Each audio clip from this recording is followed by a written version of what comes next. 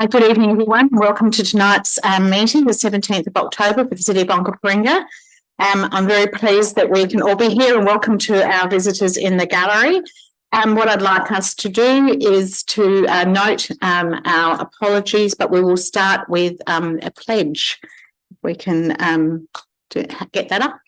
So if we can all stand, the gallery is very welcome to stand, but this is the job of the elected members.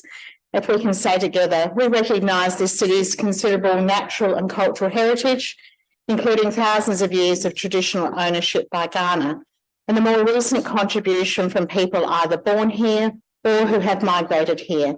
As we meet together, we build on this heritage by respecting and listening to each other, thinking clearly, being receptive to new ideas, speaking honestly, and deciding wisely for the current and future well-being of those we serve. Thanks, everyone. And just to remind you all that we have the meeting is recorded, and if you are in the gallery, you may well be picked up by that footage. And I'm just going to ask Councillor Thimilo to speak. Yes, Mayor, I've got a notice of motion, if that could come onto the board, please, for elected members, and I'll move the motion as written. Thank you, Mayor. Elected members, you would have found out, as I just recently, of the passing of former Councillor Richard Peat. Councillor Peat was in the last chamber with myself. He had served 4 terms on this council and made a huge difference in our community. He was just a genuine, just really amazing guy. He had this warm presence about him. He was a dedicated community member, and he called it as it is.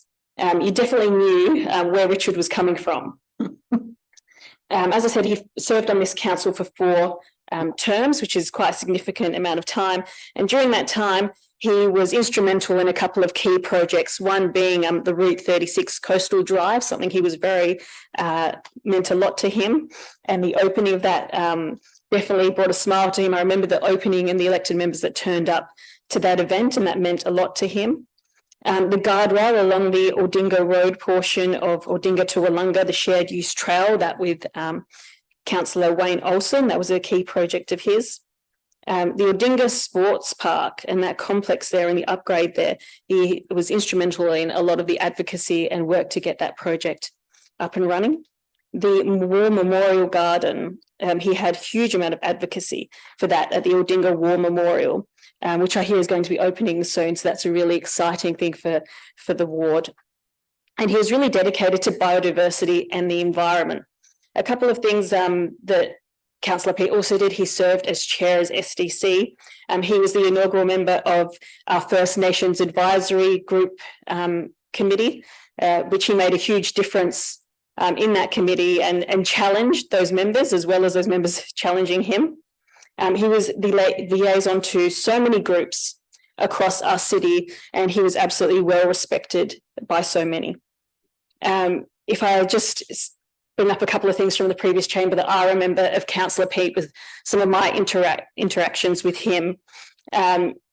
Councillor Peat, we did a lot of Zoom meetings. We were coming out of COVID and some elected members stayed on Zoom, and I chaired a number of meetings where Councillor Peat was on Zoom. And I don't know if it was if he was technically challenged or just refused to put on mute. But every time an elected member got up and said something that he didn't quite like, that he thought was a bit strange, he would have a little bit of commentary like, "My God, not again." And all of that is still captured in those council recordings. So if you want to go back and you can hear what I call it at that time was the special commentary from Councillor Peat, where he basically said what a lot of elected members in that chamber were thinking at that time.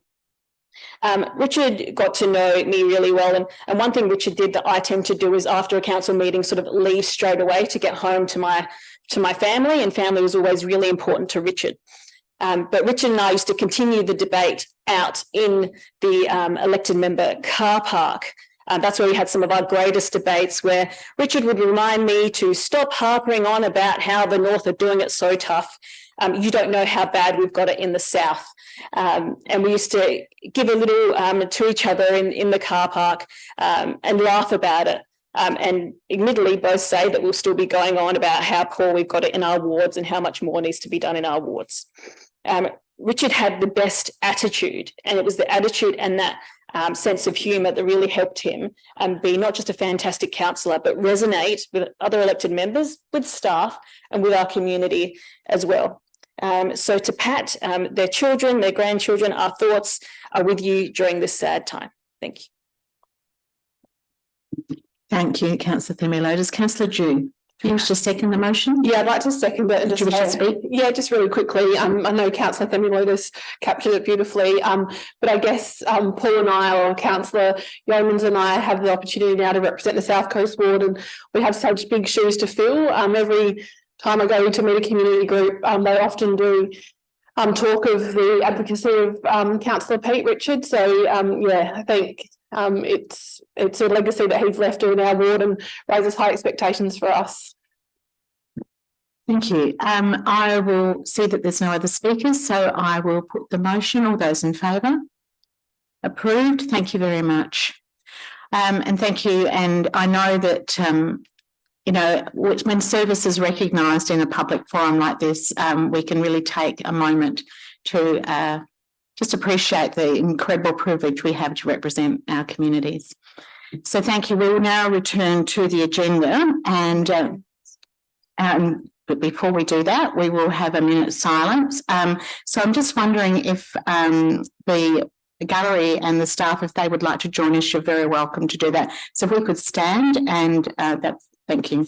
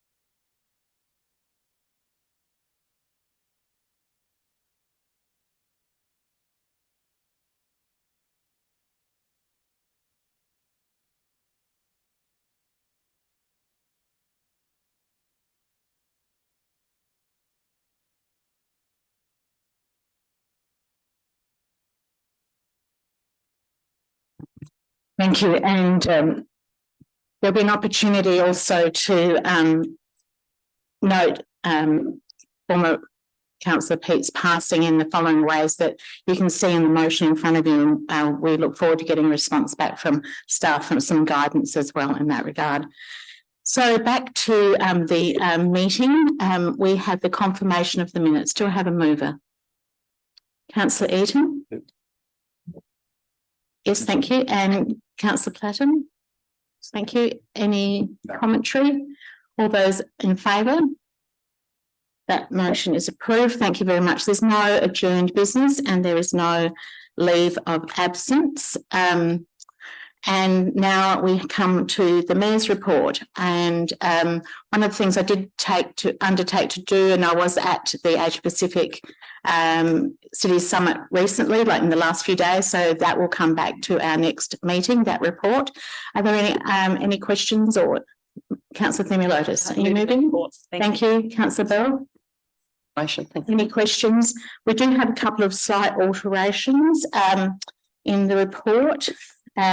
Just wanting to note that elected member representation, so Councillor Lauren Dew was unable to represent me at the Aldinga Bay Bowling Club. So she was an apology on my behalf, and then that needs to be reflected in the invitations which received an apology. But there's no other changes as I understand it. Thank you very much. And I seek leave from the chamber to make a personal statement.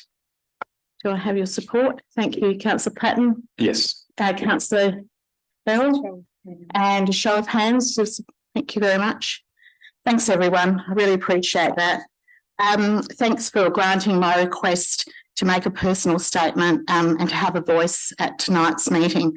It really is an honour to live on Kaurna country in this beautiful city of Onkaparinga. It's a special place. It's a place where more than 65,000 years of wisdom, care, economy, heritage, business, family and community have found ways of being together. In 2017, 2 members of our community took part in the Uluru Dialogues and are signatories to the Uluru Statement from the Heart. In 2021, this council established the First Nations Peoples Advisory Group. In 2022, the council established our first Reconciliation Action Plan. And in May this year, 2023, our chamber, we recognised the Uluru Statement from the Heart. Many of us as individuals campaigned during the referendum, some for yes, like myself, and others for no. And others who took the privacy of the ballot box and who didn't share their views in public. The evidence suggests that probably around 80% of Aboriginal and Torres Strait Islanders voted yes. And it's a fact that 4 out of 10 Australians also voted yes. It's clear to me that from my encounters and conversations since the weekend that many of us are grieving about the result and are making sense of what this reveals to us. Of course, we do this with deep respect that this is an outcome of the democratic process. I'm also conscious that many First Peoples are marking this time as a time of silence to enable a space to grieve. We have a responsibility to those impacted by this outcome to support them. The children in our schools and kindies who are confused and feel let down by the decisions of their grown-ups. The grandchildren who want to know why so many people don't want to hear the voices of Aboriginal people. I have a young adult friend who said to me, they don't know how they can go on and the suicide rate is so high and no one seems to care. And old sojourners have fallen into my arms in tears this weekend, with disappointment as well as an expectation that was always going to end this way. We have supports you can call on if you need them, and please do if you need them or to see someone who needs a hand, sing out. I want to pay my respects to elders past in our community who have shown us the way and shared their knowledge and sometimes told us off so we could take another step together. I want to acknowledge the leaders who have generously invited us to walk with them and shown us what courage and grace looks like under fire, and who continue to give me a masterclass in what it means to stand in your story and speak truth to power. I want to listen more deeply to the young ones coming into leadership, following in the footsteps of their grandmothers and grandfathers, their mothers and fathers, learning their craft, often in very public and unforgiving. To the First Nations environmental leaders and ecologists who teach us about how to care for country, to the economists and educators who teach us about trading in relationships, justice and equity, to the musicians and artists whose cultural gifts enrich our lives and open us up to meaning and help us make sense of place, to the storytellers and the cultural custodians who gift us their knowledge and invite us to go deeper, to the cooks and the carers who feed us and look after us and each other and care for elders and young ones, to the health workers and the healers who mend broken hearts and broken bodies. I'm sincerely grateful to you all for how you show up in our city. And I'm especially grateful to our First Nations people who serve on our First Nation Peoples Advisory Group and to our staff. And to the service providers who make their home in Onkaparinga, like Ngunnawal Yanti and Takarendi, and our own Neparendi and Wadley Youth Centre. Thank you for your grace. Right now, I'm feeling very messy and sad. I'm setting my intention to navigate these very messy times, and I know I'm among friends in this mess. Together, we have the capacity and capability of building on the foundations we already have in Onkaparinga to be a place known for Ghana and for all First Peoples' voices to be heard, where their advice is considered with respect and experience and expertise is factored into our decision-making. So tonight I'm asking you in this, my personal statement as a chamber, and to the people who live and work in this city to help me as a mayor and a councillor and as a citizen to hold these messy spaces and to help each other so that we might live more justly, love more tenderly, and walk humbly under the same sky on this ancient land together because of our differences, not in spite of them. Thank you.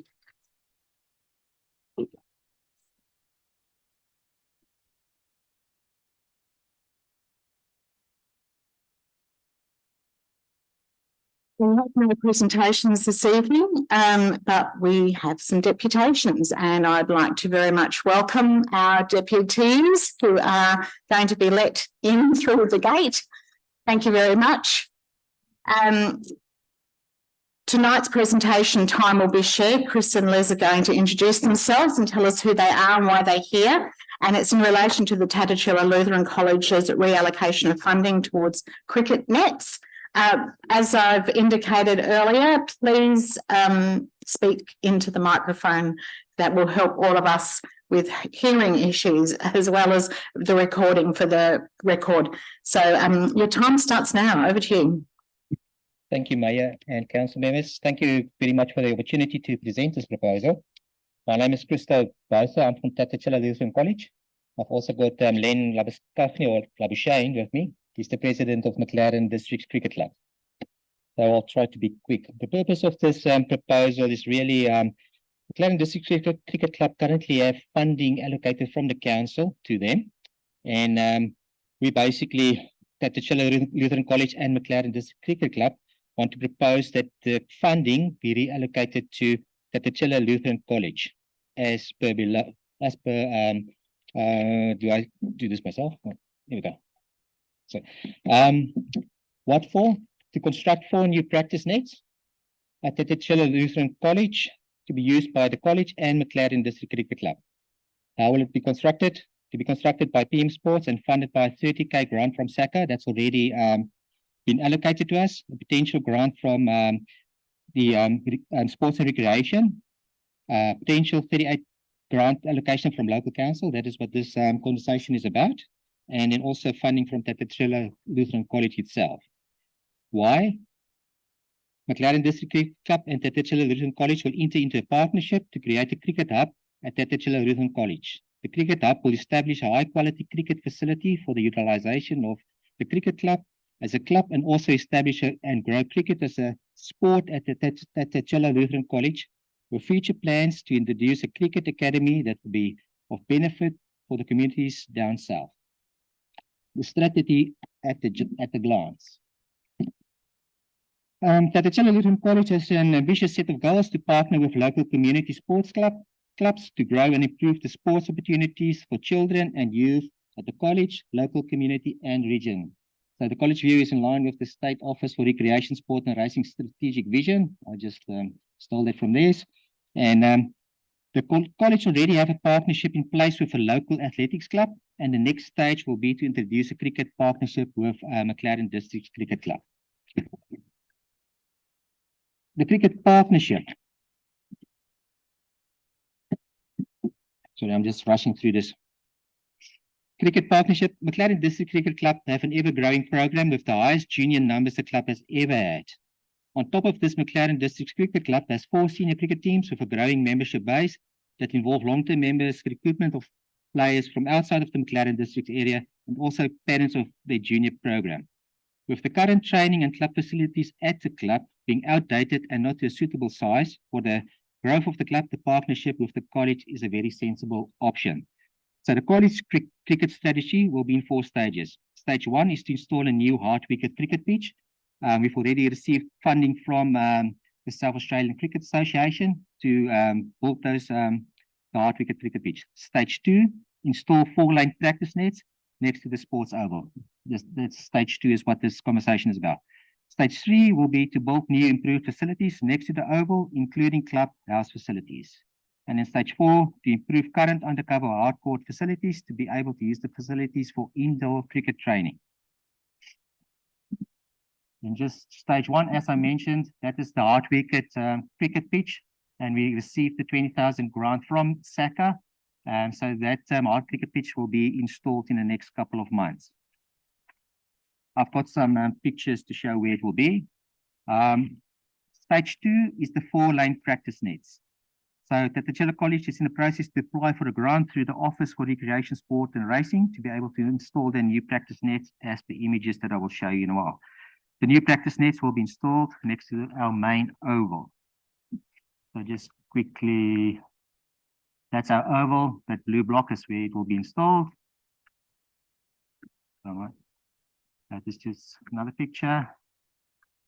that is what it will basically look like when it's finished. And then just as I mentioned, stage 3 will be to build a new clubhouse facility in future, and also stage 4 will be to improve our indoor hardcourt facilities to use it as an indoor cricket facility. That's just the map of our campus showing the oval, and where it will go is basically that orange block right at the bottom here, the facilities that we will build, and then the white block right at the top there is the hardcourt facilities. Cricket nets right next to the oval. Is that quick enough? Then you wanna? I'll jump in. Good evening, everyone. Thank you again for this opportunity. I didn't see many of you June last year when I came here. I think there's about 2 of you that were here. So essentially, I took over as president of the club at the beginning of last year.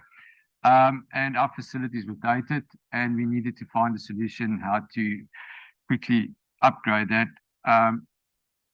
Dr. Pringo was great in supplying us funds for part of this project.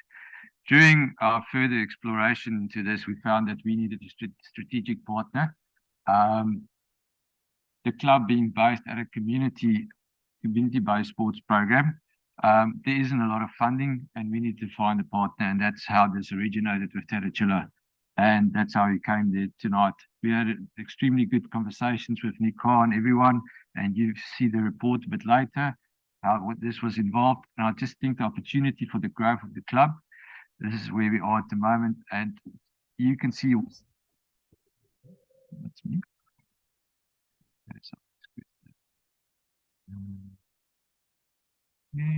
Which one?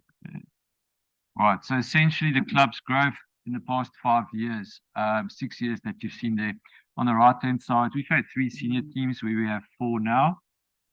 We had 3 junior teams at that stage, where we now have 8 plus a Woolworths Blast program. We also had the first girls cricket team last season. It was an inaugural team that was done part of SACA. The club was also nominated by SACA for improvement of girls sports. And that's essentially what we're about. We're here to grow the sport. But as a community club, we need to ensure that there's a pathway for players as well. And that the opportunity with Tatachila was just sort of a no-brainer for us. And we think we are thinking outside of the box to help grow our sport and our club. Our footprint at McLaren Vale Sporting Complex will always remain there. We are just broadening our field, ensuring that we can grow everything in the community as well. Thank you very much, everyone. Thanks very much. Questions? Councillor Pritchard. Thanks, Christo and Len. Just a couple of quick questions.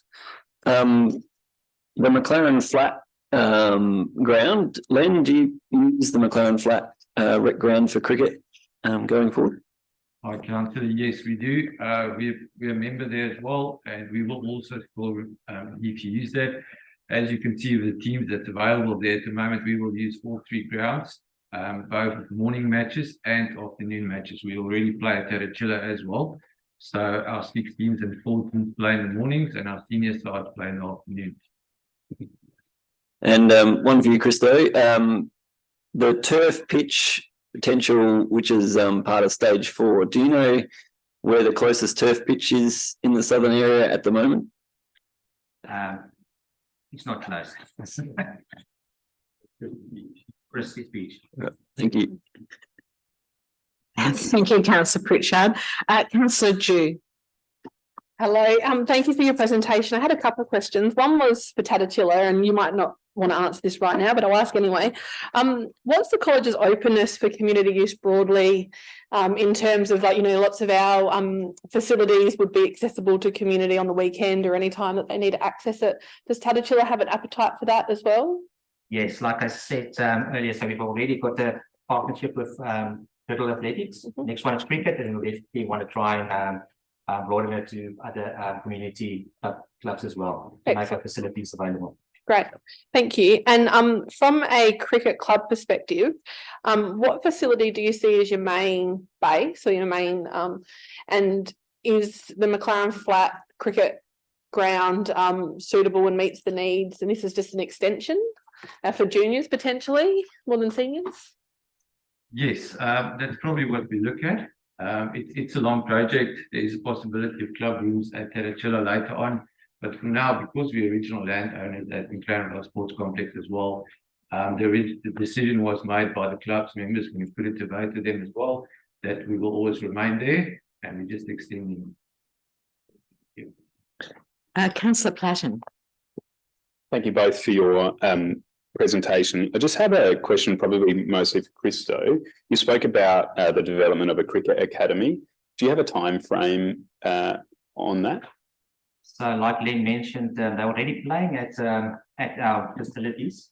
So it's already started. So the art wicket cricket pitch will definitely probably be installed in the next 2 months. If we can get all the funding that we're asking for the practice nets, that will go in as soon as possible as well, probably in the next 6 months or so, I would say. And then the club facilities and the improvements to our art court facilities, that will probably be a bit longer, like 12 months plus, because all of that, the college will have to fund itself, and that will be quite an investment. And that is part of our bigger master plan for the college facilities as well. Councillor Wilkes. Hello, thank you for your presentation. It's much appreciated. I just wanted to ask about exclusive use and whether you have a user agreement between the school and the cricket Yes, club? we do have a memorandum of understanding between the two of us. Excellent. Are you willing to sort of, can I ask that? Yeah, ask the question. Sort of what the split's going to be for between the club and the club and the school? So the club will basically use the facility in the week to practice, and then on Saturdays they will use the facility to play. Okay. And on Sundays the athletics actually use the oval for athletics, and then the cricket club might also use it for Friday. So mostly it will be used by the cricket club, the cricket facilities, and in the hope that we can get our college students involved as well in the whole cricket and athletics and programs as well. Fantastic. Thank you. And I see no further questions, so thank you very much for your contribution. Please feel free to stay in the gallery. Your item's not too far away.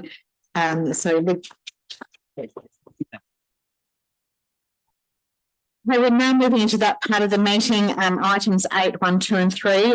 These are presentations from committee and reports to council. Item 8.1, if you're following electronically, it's page 27. And these are the minutes of the Audit and Risk Committee of the 14th of September.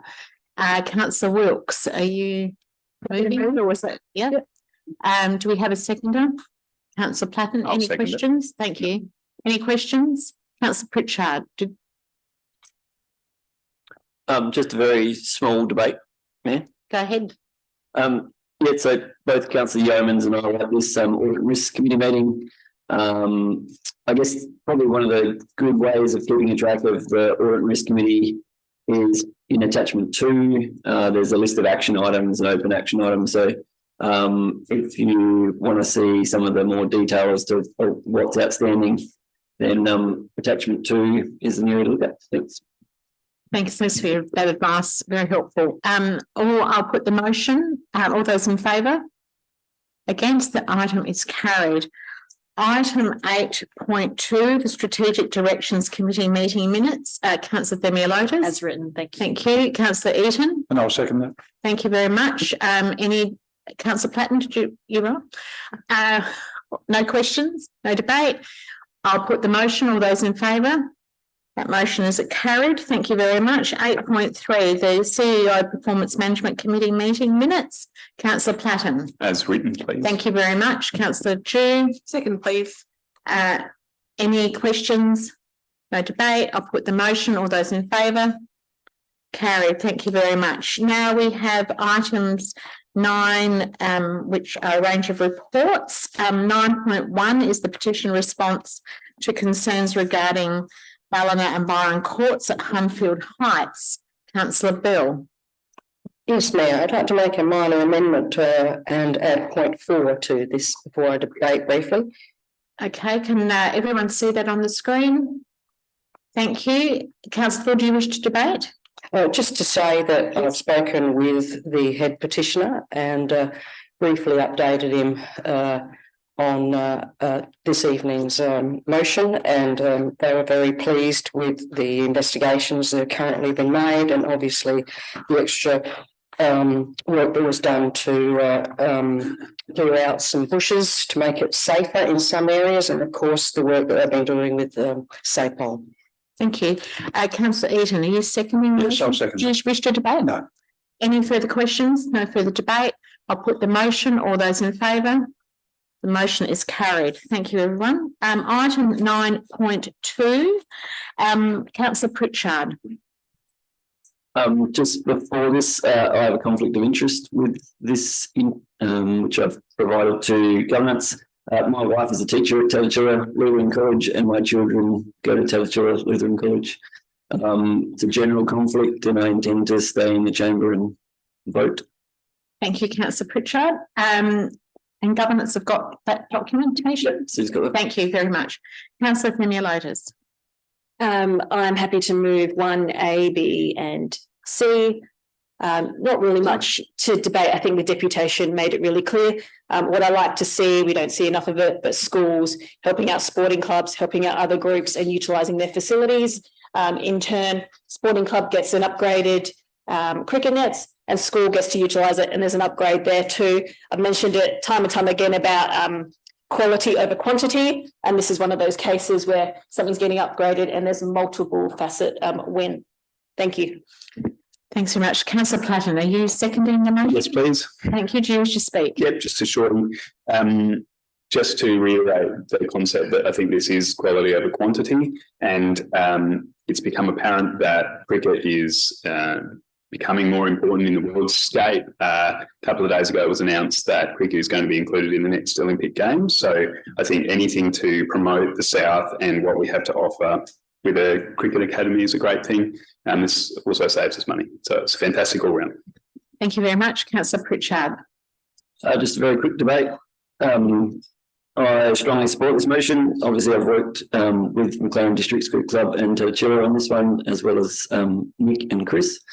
I think it's really exciting, the partnership that has been created by the cricket club and Tatachila. I don't think it's going to be any detriment at all to McLaren Vale Sporting Complex, and the issue is that McLaren Vale Sporting Complex are definitely real. They weren't able to find a site to upgrade their cricket nets, and so I think this is a really good outcome. Thanks. Thank you very much, Councillor. No further questions, no further debate. I'll put the motion. But I'll ask Councillor Femula. Okay, no further debate. I'll put the motion. All those in favour? The motion is carried. Thank you very much, and thanks, gentlemen. Item 9.3, and it's a terrific example, actually, a nice case study of how we can all work together with our community. 9.3, the food truck. I do believe there's no updates. That's right. So, Councillor Eaton. Yes, I'm certainly moving as written. Thank you very much. Do you wish to debate? Just that this is an event that actually brings people into our area. It's got a lot of community support, and I think that we've got to support these types of things. So we just need to get on and give them the opportunity so they know that they've got a bit of a future with us, and it helps our local economy. Thank you. Do I have a seconder? Councillor Platten. Yes, I'll second it. Do you wish to speak? No. Councillor Wilkes. I was trying to second. I'll put the motion then. All those in favour? The motion is carried. Thank you, everyone. We're now up to 9.4, the swim only area in Aldinga Beach. And Councillor Dew. I'd like to just add an extension to point 3 to say to request that the report incorporates data related to the safety, participation and environment on our beaches over the summer period. So safety, participation and the environment. I'm open for, that was just me quickly writing that then, so I'm open to any feedback. Just read it. So with that addition, is that accurate? I'll just read it, sorry. Yep.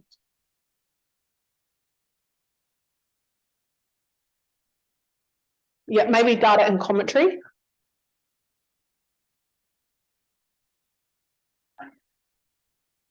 I'm happy with that. Okay. So would you like to, you're moving it, and would you like to speak to it? Yeah, I just super quickly. Basically, Councillor Yeomans and I have been approached, and we continue to be approached around this issue, and that's why we brought it to the chamber initially. So it's great that the organisation was very proactive in reaching out to the department and to the minister, and we hope that we can really ensure that residents are aware of the processes that can be undertaken to make sure that the appropriate services are aware of what's happening on our beaches, so that data can be collected to inform the next steps.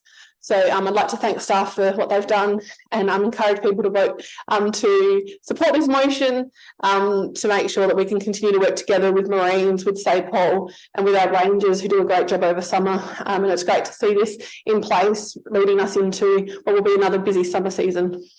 Thank you. Councillor Bell.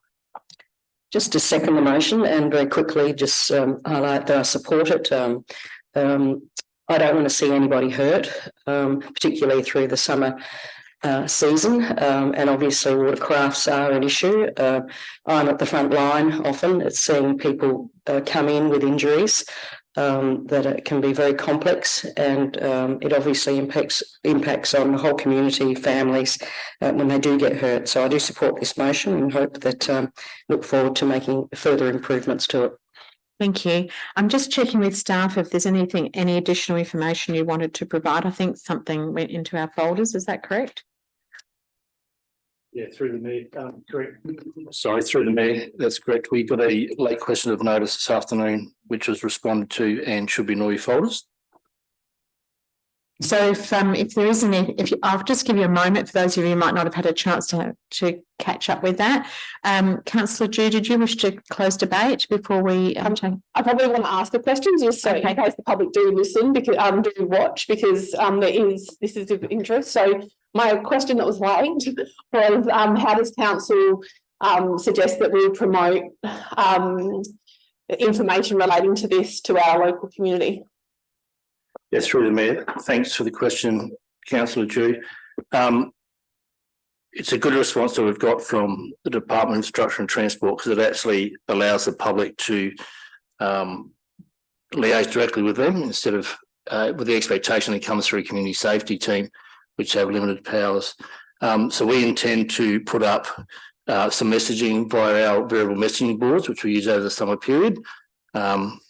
Which they go for the length of the summer period and concentrated around that Australia Day period as well. We've also, as a result of the question, we've just arranged for some signage to be made up on our drive-on beaches, just with the simple message of reporting behaviour issues or safety concerns about watercraft, with a direct link to that website. And for your information, I've actually checked the website and it does work, which is good. We also conduct regular social media updates, which we've already started this season with some jet ski messaging. We will put that messaging up on social media, and we'll liaise with our counterparts at DIT to see if we can make sure that our messaging on their social media is consistent as well.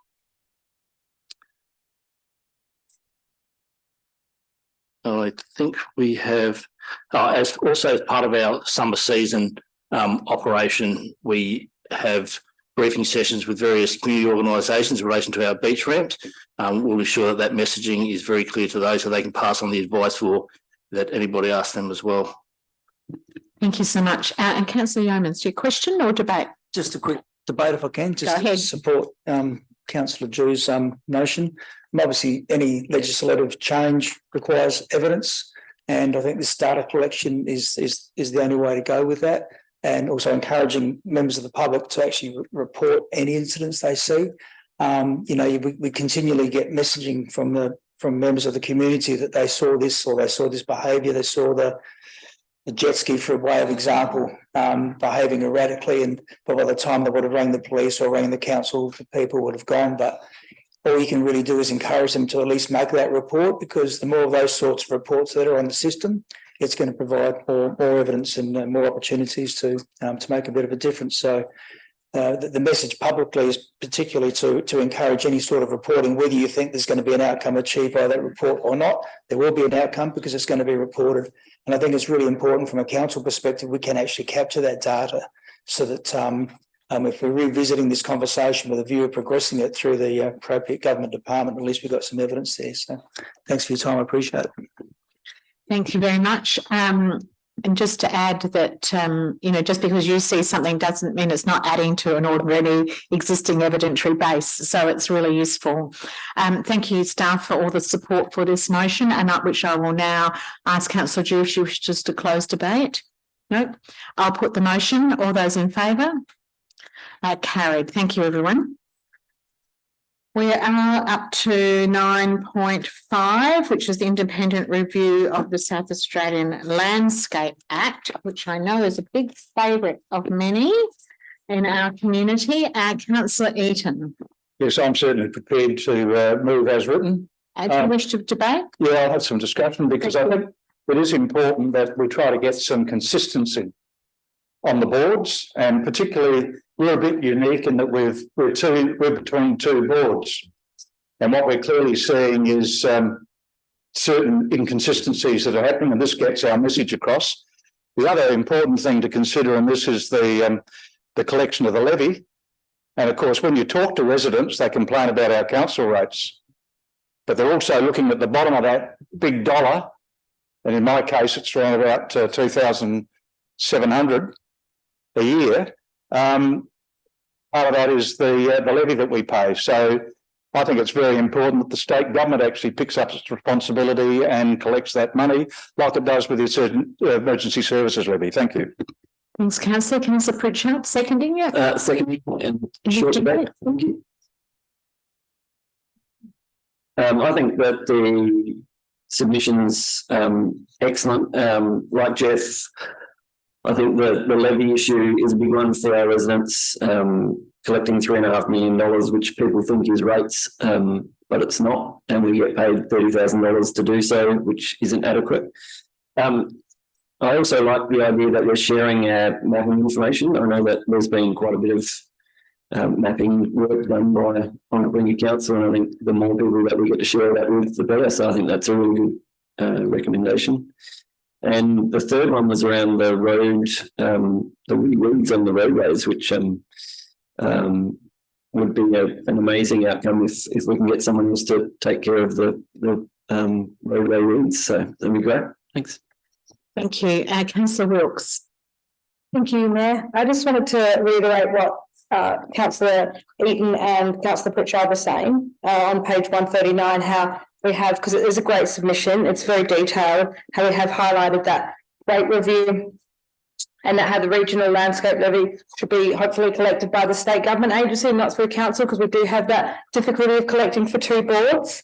I just thought that when we have this rating review, and I hope that it could be brought up then, but I also hope that on page 145 in the report or the response that where Uncle Pringle has asked for the opportunity to speak directly with an independent reviewer to discuss our recommendations, that is heard, and that hopefully we can sort of really push that point that's made on 135. Thank you.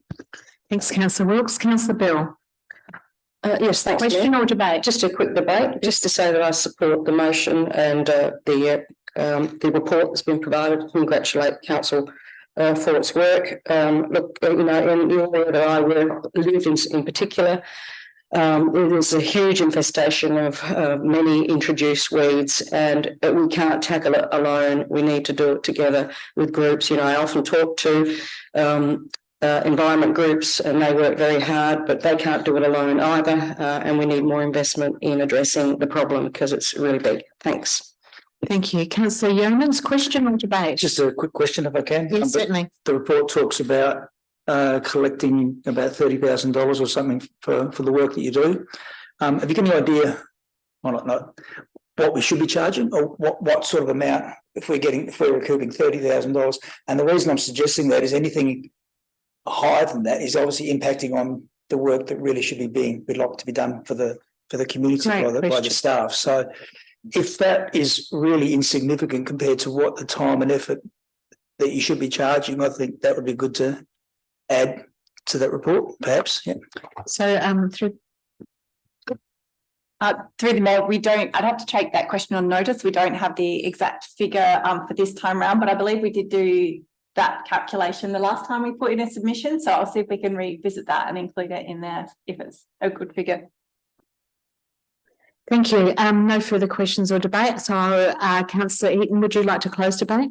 Thank you. All those in favour? Approved. Thank you. And please let us know too if you don't get success in just having a conversation with the independent reviewer. We may have like to do something about that. Item 9.6, the confidential items quarterly review. Councillor Themialotis. As written, thank you. Thank you. Do you wish to speak? Councillor Bell.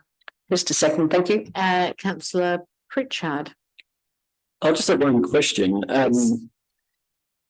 In some of the notes, it talks about the completion date of the contract being the time when the confidential order would be released. Are we able to get those added to the notes on these for future versions, or So you're adding another column in, yeah? or even under the reasons to retain it? It often just says until completion of contract or until award of contract date, but the date's not. Yeah, the date of the completion of the contract. Yeah, or something. Is that Desma? Is that something? Through the chair, it would depend on what level of that detail is provided in the confidential report. Obviously, if that's still in confidence, we wouldn't be able to provide that in a public report. But we can look at adding a column to this and having that up on the elected members' website for elected members viewing only, if that would be of assistance. Thank you. Any further questions or debate? I'll put the motion. All those in favour? Thank you, everyone. The motion is carried. We are now up to 9.7, the elected member legal advice policy. Councillor Eaton. Yes, I have an alternative motion. We'll put that up. Have you provided that? Yeah. Thank you.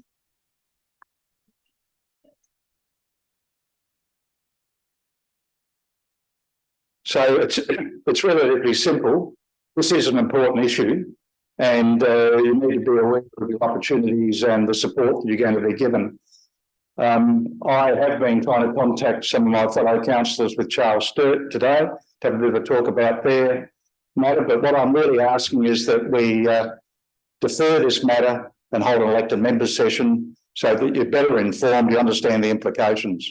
I mean, we saw in the last term a whole range of issues that came up in respect to it, particularly over code of conduct matters with one particular person. It did wake up a fair big bill, but it's really important that, considering the amount of money that you actually get paid to do your job a year, sometimes you're going to actually incur some civil liabilities, or you could, and it's important for you to be properly informed and develop a policy, even so that the chamber, if it has to come back to the chamber, that you're actually informed and we've got some guidelines to follow. Thank you. So I'd like you to support this.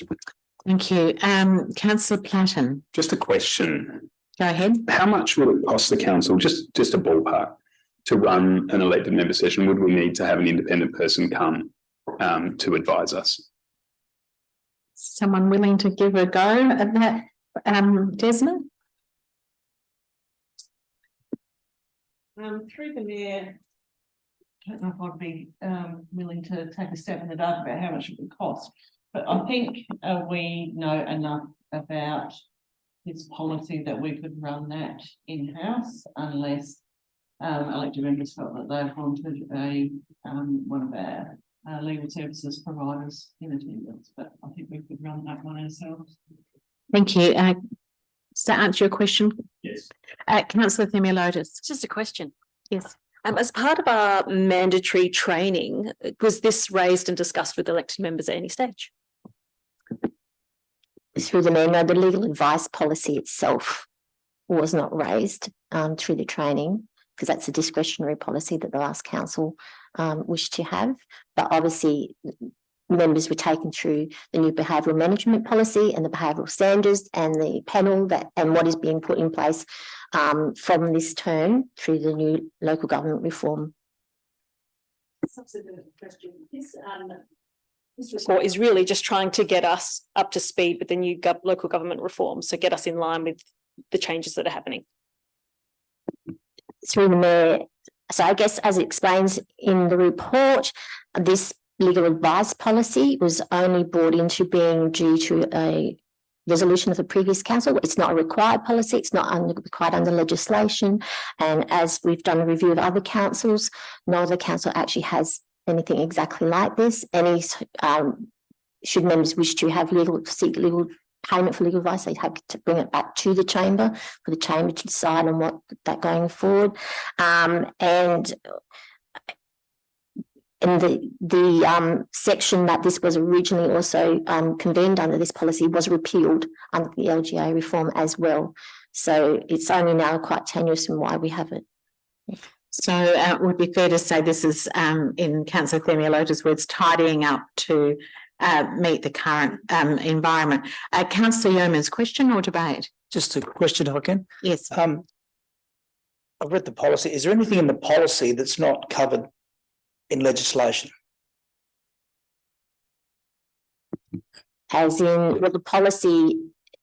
So I've read the policy. Is there anything guiding the behaviour or code of conduct or whatever it might be of the elected members? So the policy basically is just enabling members to be reimbursed should they seek legal advice on what was a code of conduct back then.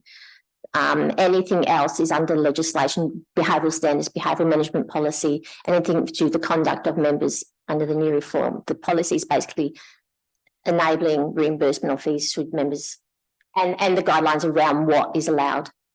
That's right. So it's just so that's just following the procedure, what needs to be done if you're in that predicament. Yes, and in that case, it would come back to the chamber anyhow, as I understand it. But I'll just check as well. Would you like to have a go at that?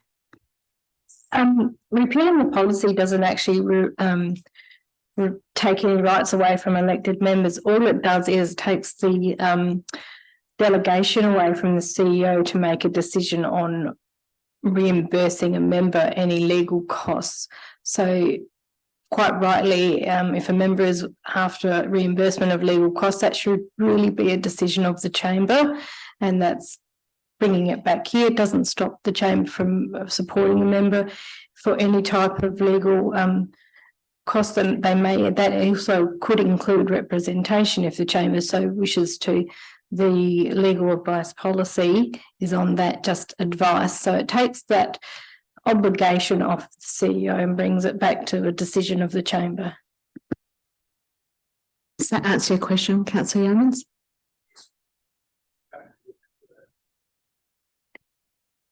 I'm just grappling now whether we actually need to have this another informative session or whether we just can work on the advice that we're getting. Well, we will be able to test that in a minute. Councillor Platten. Yes, I'm happy. Are you seconding them? Yeah, I think. Okay. Why not? Let's test the chamber. Mostly, I don't really have a particular view, and I know how much some elected members love information sessions. So let's just get it done, and then we can see where we move from there. Thank you very much, Councillor Platten. Councillor Eaton, do you wish to close debate? Okay, well, I will put the motion. All those in favour? 1, 2, 3, 4, 5, 6. All those against? 1, 2, 3, 4. The motion is lost. It's carried. Sorry. Carried. I will carry on to the next motion. Apologies. Thank you, Councillor Eden, and I look forward to the governance team providing a very informative sentence. The review of the Local Government Act. Do I have a mover for the item 9.8? Councillor Stafford. Move as written. Thank you. And do you wish to debate? Is that a no? Councillor Eaton, are you seconding the motion? Yes, I'll second it, and as written, and I'm quite happy to, there's no need to discuss it, it's straightforward. Thank you very much. Councillor Wilkes. Yes, sorry, I just have a question. Yes. So I just wanted to ask, does this, I understand on page 238 how it highlights that this, sorry, I was busy talking to. This policy is the power to make orders, the power to order owners of private roads to carry out specific roadworks, and the power to require owners of adjoining land to carry out specific roadworks. Doesn't relate to council owned land or public roads. Through the mayor, no, that those particular sections relate to private land, but it's usually about the crossover point Yes. with council land. So there's both. Okay. All right, thank you. No further questions. Councillor Stafford, do you wish to close debate? I'll put the motion. All those in favour? Now that you're learning from approve, the motion is carried. Thank you. Item 9.9. Thank you for keeping me on my toes, everyone. Our council reporting committee schedule, Councillor Themialotis. I'll move that. Thank you very much. And do we have a seconder? Councillor Eaton? Yep. Yes. Thank you. Thank you very much. I'm going to put the motion. All those in favour? The motion is carried. Thank you. We now move to section 10 on our agenda. So if you're following on the electronic copy, it begins at 2:47. The answers for all the questions, point 1, 2 through to point 8. Point 9, I believe, will be in the minutes. Question 10.13 will also be in the minutes. Just checking that that is indeed the case. All right, now we come to, do I need to, I don't do anything else with them, do I? No. Sorry, you've just been so efficient tonight, scaring me. Item 11.1, a motion on notice. This is Councillor Dew. I see all the changes that I flipped through. Yeah, beautiful.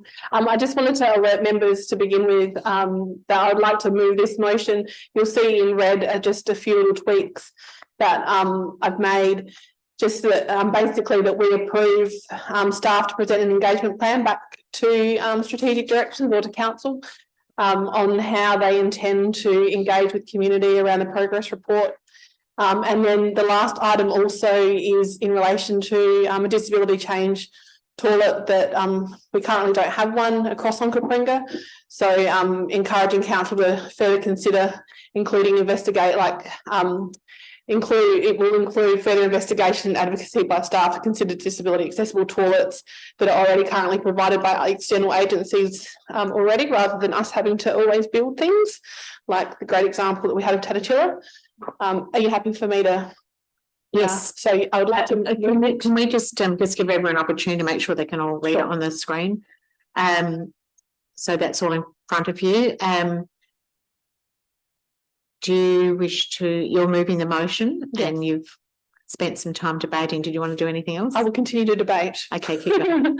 I'm very aware that all of us around the chamber here want to see Onkaparinga become the most accessible and inclusive community where people with disability have the same opportunities as everyone else.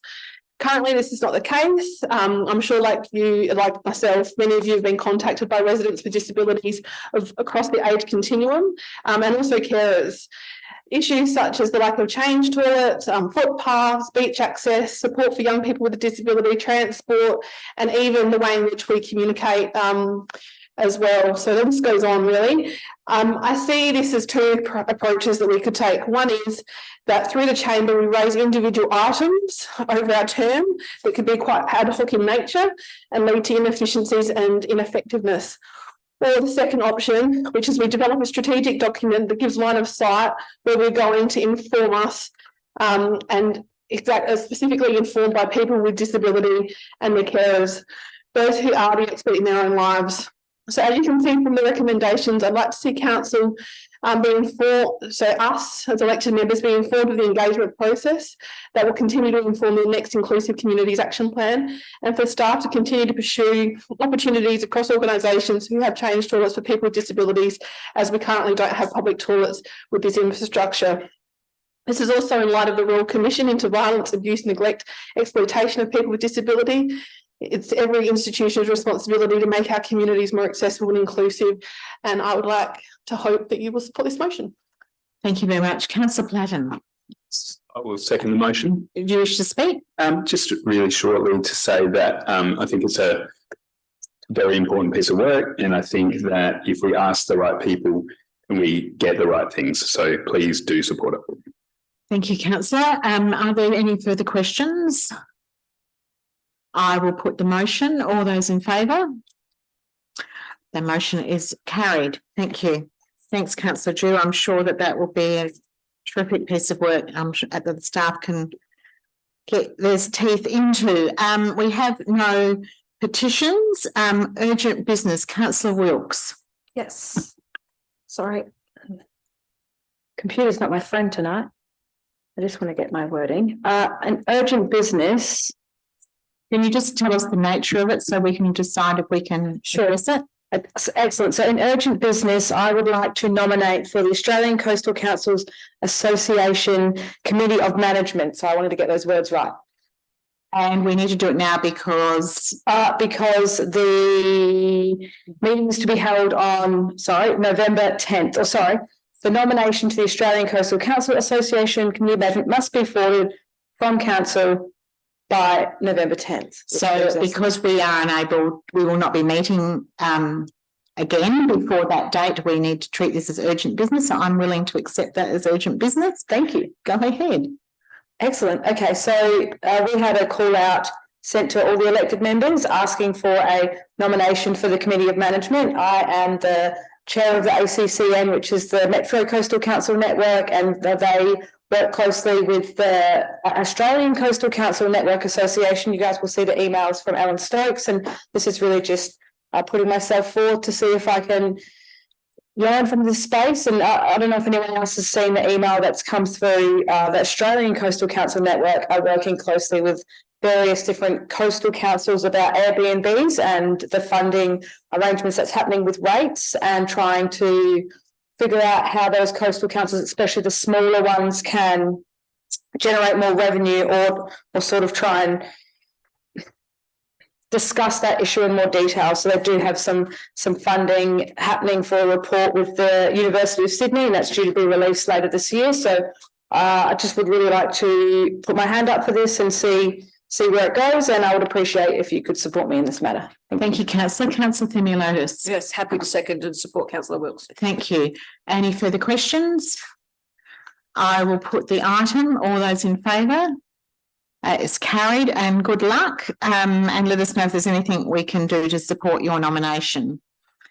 We now need to move into our confidential agenda item. So I'll be asking for someone to help us exclude the public. Councillor Platten. Yes. And councillor. Yeah, thank you, councillor Bell. I don't know what happened then. Happy to second. Thank you very much. We will now ask people, all those in favour? Carried.